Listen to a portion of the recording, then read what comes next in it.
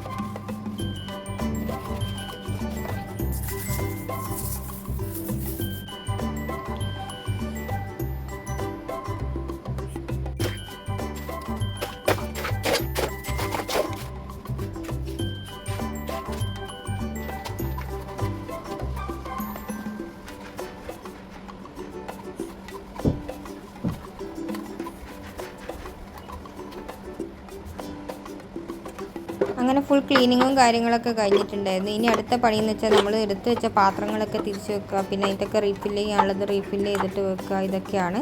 അപ്പോൾ നമ്മൾ പെട്ടെന്ന് കാണുമ്പോൾ അധികം പൊടിയൊന്നും ഇല്ലയെന്ന് വിചാരിക്കും, പക്ഷേ ക്ലീനാക്കി കഴിയുമ്പോഴാണ് നമുക്ക് എത്രത്തോളം പൊടിയുണ്ട് ഇവിടെയൊക്കെ, എത്രത്തോളം നമുക്ക് വേണ്ടാത്ത സാധനങ്ങൾ അവിടെ ഉണ്ടായിരുന്നു എന്നുള്ളത് മനസ്സിലാകുക.